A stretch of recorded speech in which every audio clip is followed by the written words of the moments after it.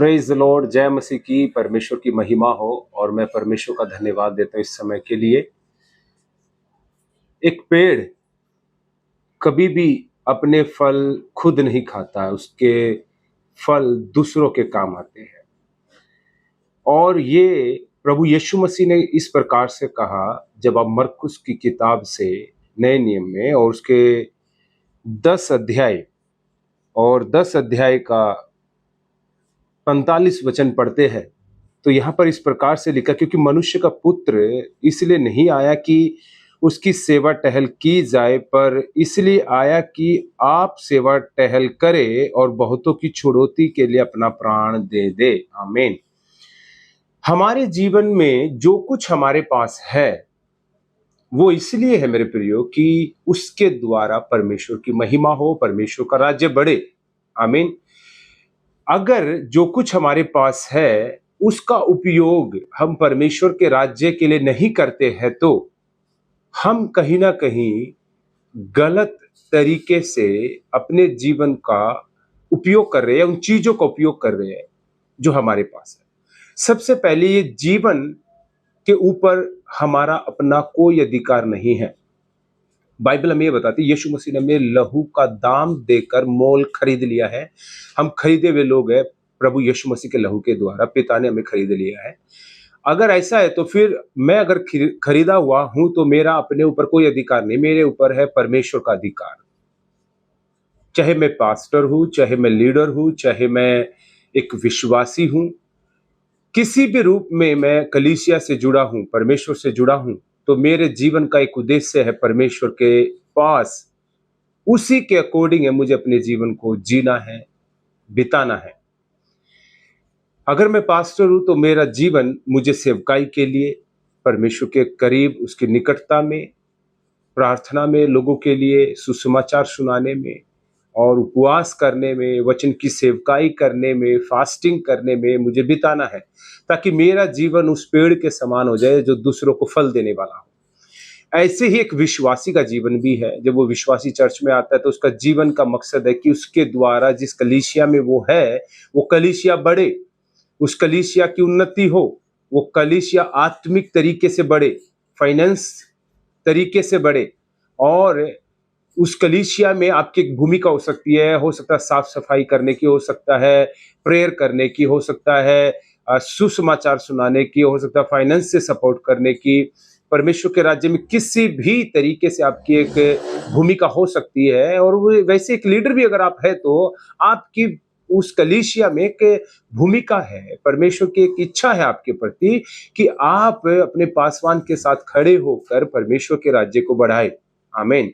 परमेश्वर के राज्य को बढ़ाए, जिससे परमेश्वर की कलीसिया बढ़े, परमेश्वर का राज्य बढ़े। अगर आप अपनी कलीसिया में या परमेश्वर के राज्य में एक पेड़ नहीं हो जिसके फल दूसरों के लिए हो, आमीन, तो आप अपने आप को आज जांचे, देखे कि मैं क्या हूं। जिस प्रकार मैंने शुरुआत में बोला, एक पेड़ कभी भी अपने फल स्वयं नहीं खाता है, वो दूसरों के लिए देता है। तो क्या आज आपका जीवन दूसरों के लिए इस्तेमाल हो रहा है? क्या आपके पास जो कुछ है उसके द्वारा परमेश्वर की महिमा हो रही है?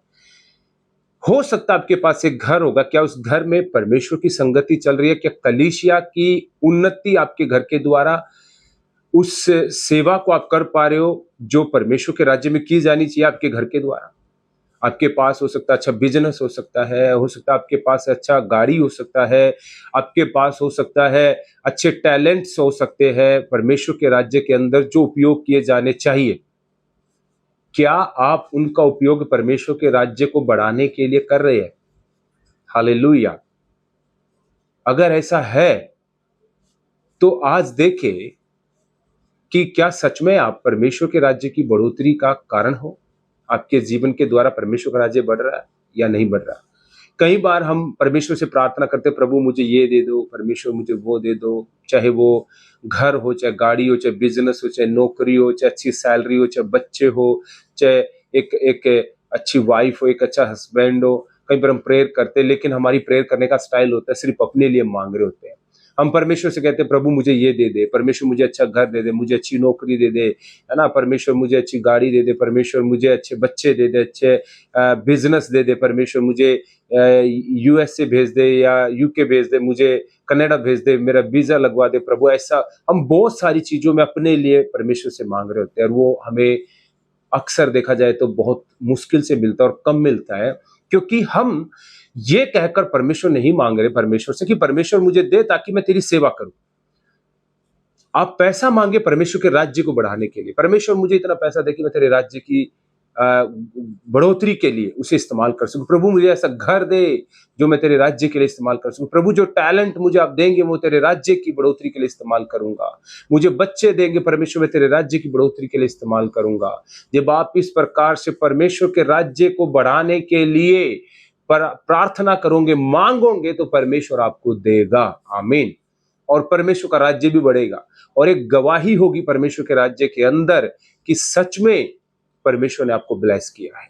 आमीन। आप दूसरे लोगों के लिए एक आशीष का कान बनोगे, दूसरे लोग आपका फल खा पाएंगे, दूसरे लोग आपके जीवन से आशीषित हो पाएंगे, क्योंकि आप परमेश्वर के राज्य में बिल्कुल सही तरीके से चल रहे हैं।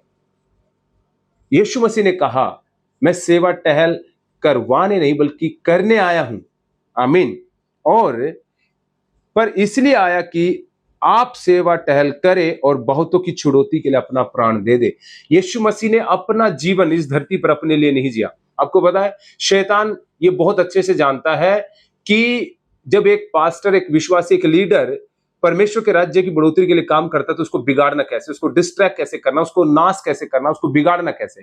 यीशु मसीह जब 40 दिन के उपवास में था, शैतान ने पहली परीक्षा में ही उसे बर्बाद करना चाहा, नाश करना चाहा, उसके मकसद को, उसकी कॉलिंग को बिगाड़ना चाहा, उसके दर्शन को सत्यानाश करना चाहा।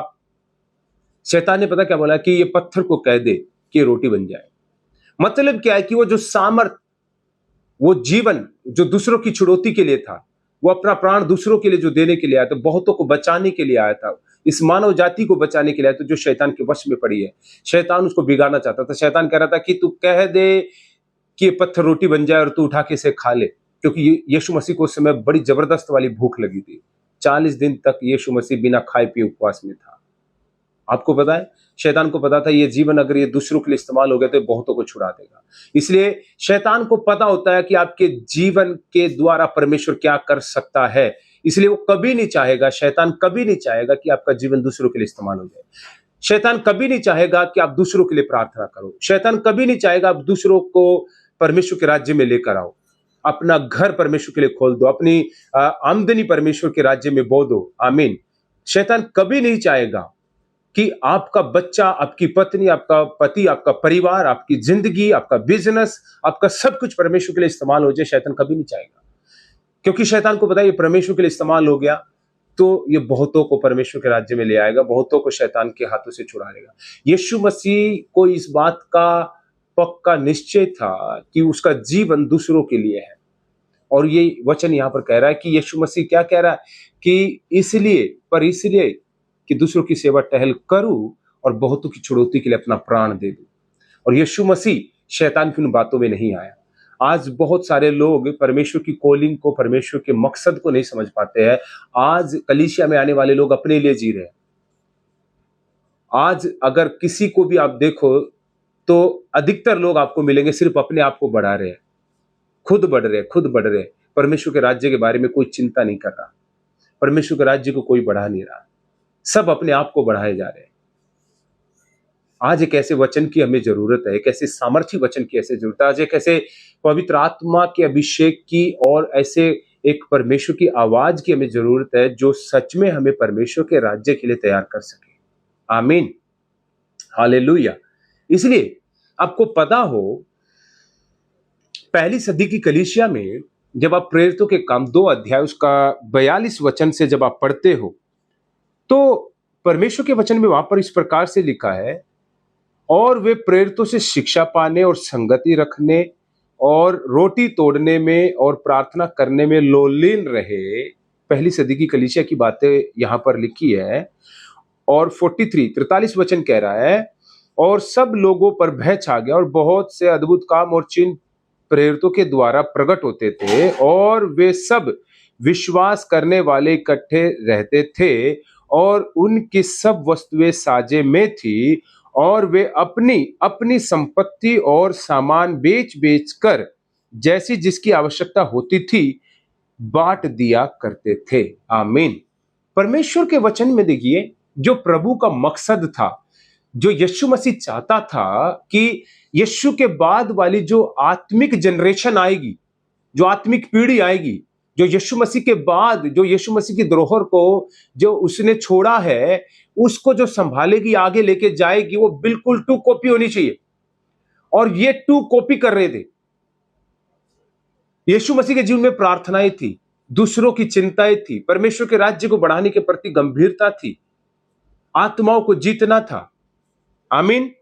परमेश्वर के राज्य के अंदर वो लोगों को शिक्षा देता था, लोगों को तैयार करता था परमेश्वर के राज्य के लिए, और प्रार्थना में जीवन बिताता था, संगति में रहता था चेलों के साथ, और दिन प्रतिदिन ना जाने कितने क्रूसेड, कितनी मीटिंगें होती रहती थी यीशु मसीह की। ना जाने कहां किसी से एक व्यक्ति से भी मिलने के लिए जा रहा है, 1000 से भी मिलने के लिए जा रहा है, और उसके पीछे भीड़ तो कभी खत्म ही नहीं होती थी। एक ऐसा जीवन यीशु मसीह जी रहा था। तो उसके बाद आने वाली जो पीढ़ी थी, जो जनरेशन थी, जो 12 चेलों की जो जनरेशन जो तैयार हो रही थी, जो अगली पीढ़ी परमेश्वर के राज्य में जो तैयार हो रही थी, वो बड़ी सामर्थी होनी थी।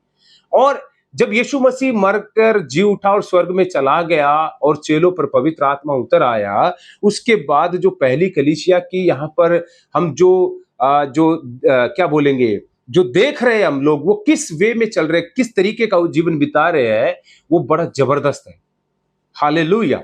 यहाँ पर परमेश्वर के वचन में लिखा कि वो लोग प्रार्थना करते थे, रोटी तोड़ते, संगति करते और वचनों की शिक्षा पाते थे।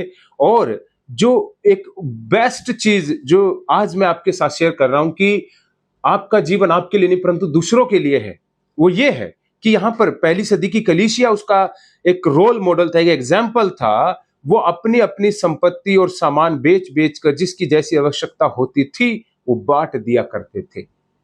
अपनी चीज को अपना नहीं समझते थे, बल्कि वो क्या करते थे, उसे बेच देते थे और जिसकी जैसी आवश्यकता होती थी उसे बांट दिया करते थे।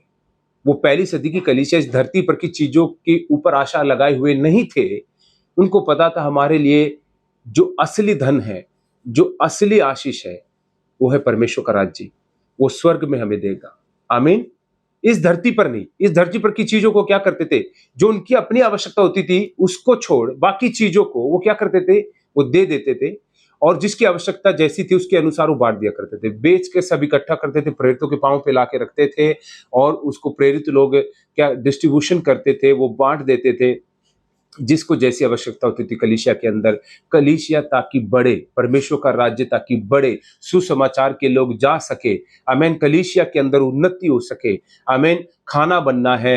आमेन। हालेलुया। रोज फास्टिंग प्रेयर चल रही है, 3-3 टाइम प्रार्थना हो रही है, नए नए लोग आ रहे हैं। उस सब के लिए बहुत पैसे की जरूरत है, उस सब के लिए कई प्रकार की चीजों की जरूरत है। और वो सब कहां से आएगा? पैसे से आएगा। वो पैसा कहां? कलीसिया के लोगों को अरेंज करना, कलीसिया के अंदर है। कलीसिया के लोगों के पास जो कुछ परमेश्वर ने दिया है, ये नहीं कि आपके पास बहुत सारा धन होगा या बहुत सारी चीजें होगी वो आप दे दो और अपने लिए कुछ नहीं। नहीं नहीं नहीं, आपके पास थोड़ा है तो थोड़े में से थोड़ा परमेश्वर के राज्य में बो। आमीन। ज्यादा है तो ज्यादा में से बो। हालेलुया। और पैसे ही की बात नहीं है, आपके पास जो कुछ है वो परमेश्वर के राज्य के लिए खोल दो, दे दो, परमेश्वर उसको बढ़ा देगा। आमीन। परमेश्वर उसको बढ़ा देगा। हालेलुया। और यहां पर लिखा है, और वे प्रतिदिन एक मन में होकर मंदिर में इकट्ठा होते थे और घर घर रोटी तोड़ते और आनंद और मन की सिधाई से भोजन किया करते थे और परमेश्वर की स्तुति करते थे, और सब लोग उनसे प्रसन्न थे, और जो उद्धार पाते थे उनको प्रभु प्रतिदिन उनमें मिला देता था। आमीन। वो परमेश्वर की स्तुति करते थे और सब लोग उनसे प्रसन्न थे। वे लोग स्तुति करते थे और सब लोग प्रसन्न थे।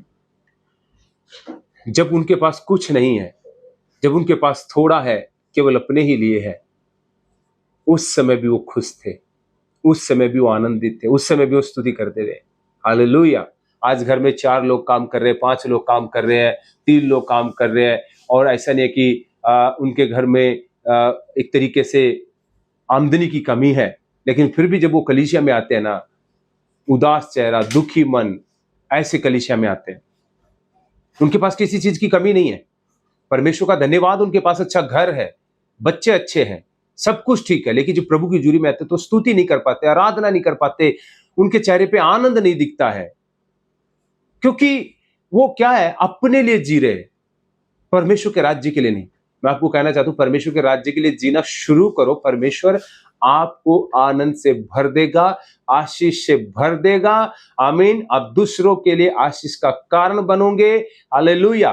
परमेश्वर आपको बढ़ा देगा, परमेश्वर आपको प्रतिफल देगा। हालेलुया। परमेश्वर आपकी परिस्थितियों को बदल देगा। एक बार आप आमीन अपना जीवन, अपनी चीजें परमेश्वर के राज्य में देना शुरू करो तो परमेश्वर से बढ़ा देगा। हालेलुया। जिसके पास 5 रोटी और 2 मछली थी, वो लड़का, उसने 5 रोटी 2 मछली उठा के आमीन दे दिया प्रभु यीशु मसीह के हाथों में, पकड़ा दिया उसने। हालेलुया। उसने चिंता नहीं किया, अरे मम्मी ने मेरे लिए दिया था, मेरा क्या होगा, मैं क्या खाऊंगा, कैसे मेरे को तो कुछ नहीं मिलेगा, अब ये इतने लोग हैं, है ना, क्या होगा, कैसे होगा। उसने अपने बारे में कुछ नहीं सोचा, उसने दे दिया खुशी खुशी से। और जब दे दिया तो 5 रोटी और 2 मछली से आमीन 5000 लोग खा के तृप्त हो गए। इवन आमीन पुरुषों की संख्या सिर्फ 5000 है वहां पर। अगर वैसे बच्चे और महिलाओं को काउंट करे तो लगभग 15-20 हजार लोग वहां पर है, और इतने लोग खाकर तृप्त हो गए, और लास्ट में 12 टोकरियां भरकर बच गई। हालेलुया। 12 टोकरियां बच गई। मैं ऐसा विश्वास करता हूं उस लड़के ने तृप्त होके खाया, पेट भर खाया, और उसको आमीन एक गवाही के रूप में प्रभु ने जरूर एक टोकरी तो दिया होगा, हो सके तो 12 टोकरियां उसको दे दिया होगा। आमीन। हालेलुया। क्योंकि आमीन उसने परमेश्वर के राज्य में बोया है। हालेलुया। अगर आज आप आंसू बहाते हुए बोएंगे तो जय जयकार के साथ आप लवने पाओगे। परमेश्वर कर्जदार नहीं है आपका, परमेश्वर आपको प्रतिफल देने वाला है। अगर आज आप प्रार्थना करोगे तो आमीन ये प्रार्थना कल आपके आने वाली मुसीबतों में एक ढाल बनकर खड़ी हो जाएगी। आमीन। ताकि वो मुसीबत से परमेश्वर आपको बचा सके। अगर आज आप प्रभु की सेवा करोगे तो कल ये सेवा आपके बच्चों के लिए प्रतिफल का कारण बनेगी। अगर आज ये धन आप प्रभु के राज्य में बोएंगे तो ये धन कल आने वाले अकाल में, गरीबी में, नौकरी छूट जाएगी। आमीन। आपके घर का राशन खत्म हो जाएगा।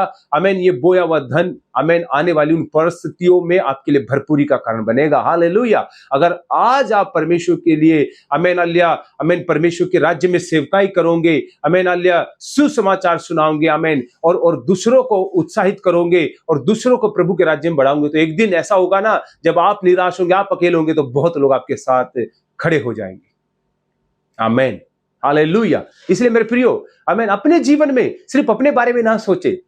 यीशु मसीह ने अपने बारे में कभी नहीं सोचा। यीशु मसीह ने आमीन दूसरों के बारे में सोचा, आपके और मेरे बारे में सोचा। सोच के देखो, अगर यीशु आपके और मेरे बारे में नहीं सोचता, वो नहीं आता, वो नहीं जीता, वो ना मरता, तो आज आप और मैं प्रभु में नहीं होते। आज इतने बड़े बड़े आमीन चिन्ह और चमत्कार नहीं होते, पापी लोग बचाए नहीं जाते, आज इतने बड़ी बड़ी कलीसियाएं नहीं होती, परमेश्वर का राज्य नहीं बढ़ रहा होता।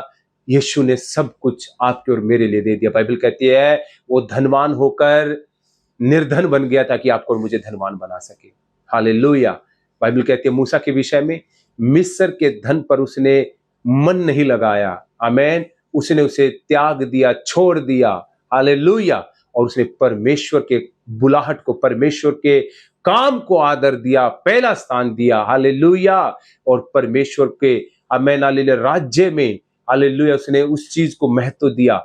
वो समझता था इस चीज को कि आज मैं प्रभु के लिए सब कुछ दे दूंगा। इसलिए वो फिरो की बेटी का बेटा था। वो बेटा चाहता तो राजकुमार बन सकता था वो, लेकिन उसने उसको ठुकरा दिया। नहीं, मुझे नहीं चाहिए दुनिया का सुख। उसने प्रभु की सेवा करना चुन लिया। हालेलुया। चाहता तो यीशु मसीह राजा बन जाता, लेकिन उसने उसको ठुकरा दिया। लोगों ने उसे राजा बनाना चाहा, उसने अपना प्राण आपके और मेरे लिए दे दिया। हालेलुया। और बाइबल कहती है फिलिप्पी की पत्री में 2 अध्याय में, उसे वो नाम दिया गया, यीशु को वो नाम दिया गया जो सब नामों में श्रेष्ठ है। हालेलुया। ताकि हर एक घुटना उसके सामने टिके, हर जुबान उसके सामने मान ले कि यीशु ही प्रभु है। हालेलुया। हालेलुया। मैं आपके लिए प्रार्थना करना चाहता हूं। परमेश्वर आपको ऊंचाइयों पे ले जाना चाहता है। परमेश्वर आपको आशीष देना चाहता है। परमेश्वर आपको बरकत देना चाहता है। परमेश्वर आपको उठाना चाहता है। लेकिन मैं चाहता हूं कि आप अपना जीवन परमेश्वर के हाथों में समर्पण करें, परमेश्वर आपको आशीष देगा। आइए मेरे साथ प्रार्थना करें और अपनी चीजों को, अपने जीवन को आमेन हालेलुया परमेश्वर के हाथों में सौंपे। ये ना सोचे कि ये थोड़ा, ये ना सोचे कि इससे क्या होगा, आमेन उसे मिट्टी में ना दबाए, बल्कि आमेन थोड़े में विश्वास हो गया, जब प्रभु उसको बढ़ाएगा, आज बढ़ाने जा रहा है, बढ़ाने जा रहा है उसे। Hallelujah hallelujah.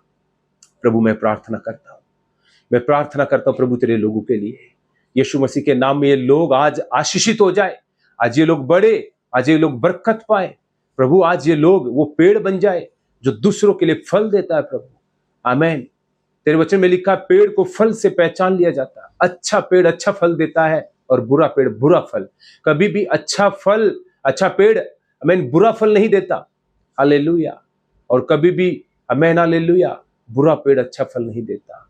हाँ प्रभु, इसलिए प्रभु जो अच्छा पेड़ है वो अच्छा ही फल देगा, और बुरा पेड़ है जो बुरा ही फल देगा। तूने हमें अच्छे पेड़ बनाए हैं। हाँ प्रभु, मैं प्रार्थना करता हूँ आज यीशु मसीह के नाम में तेरे लोग बरकत पाए, आशीष पाए और आगे बढ़े।